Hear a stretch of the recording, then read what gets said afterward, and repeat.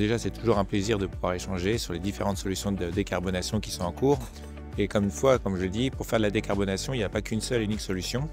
Et là, c'est un éventail de solutions qui s'offrent de nouveau à nous. Donc là, on voit effectivement les biogaz et puis les technologies qui arrivent et qui permettront une décarbonation progressive de l'industrie. J'ai trouvé ça très intéressant, les débats, c'était vraiment passionnant. C'est un monde que je ne connais pas dans le détail comme là ça a été présenté. Je trouvais que c'était assez pédagogique. Et puis on voit vraiment qu'il y a des vraies actions qui sont menées de décarbonation. C'est pas du greenwashing. Et donc ça c'est très très appréciable. La visite également de Daudrouy, c'était vraiment très chouette. Cette belle installation, simple et puis qui fonctionne. Donc aussi intéressant de voir qu'on peut réinjecter ce type de gaz dans le réseau. Alors je connaissais déjà un petit peu le sujet bien modestement puisque moi je suis intervenu sur les zones industrielles bas carbone du Havre, mais j'ai découvert l'interconnexion entre tout ce qui est récupération de CO2, l'hydrogène et puis la chaudière choc. Donc j'ai trouvé ça plutôt très intéressant et j'ai vraiment envie de me connecter aux gens qui savent beaucoup mieux que moi faire. Et nous on intervient plutôt sur la partie études et réalisations. En fait. C'est de voir justement que le réseau gaz évolue et évoluera encore. Il y a beaucoup de challenges énergétiques à relever pour tous les clients, pour tous les utilisateurs de gaz notamment. On va pouvoir en effet faire évoluer les équipements pour décarboner notamment le gaz. Les trois tables rondes ont permis de resituer des sujets à la fois d'actualité et de fond sur le développement des énergies renouvelables et des gaz verts.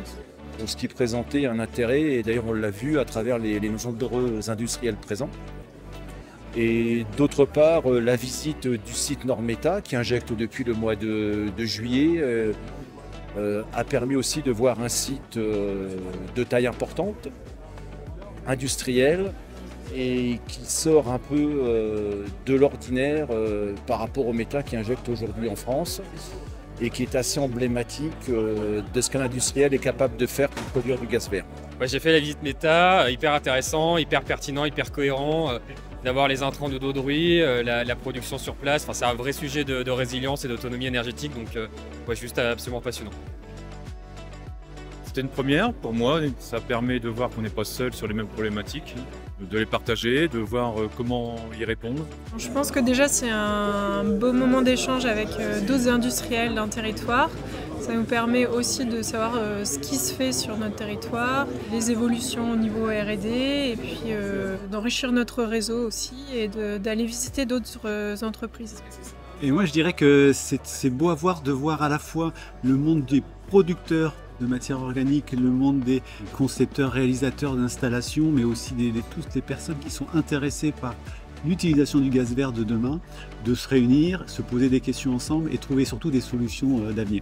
Ça apporte ce qu'on voit actuellement, c'est-à-dire des discussions entre acteurs de l'offre et acteurs de la demande, une capacité justement à tout ce tissu économique local de pouvoir interagir, ce qui ne fait pas habituellement. C'est vraiment l'occasion pour les industriels de poser des questions et d'avoir des réponses. C'était une matinée très réussie, on a une centaine de participants, des industriels, des partenaires de la filière, plus nos partenaires institutionnels habituels sur le Dunkerquois. Donc moi je suis très heureux que les équipes marché d'affaires aient organisé cet événement. Et la thématique de la décarbonation, c'était vraiment un fil directeur très réussi, avec des témoignages de clients, d'experts du national et vraiment une matinée super réussie. Bravo.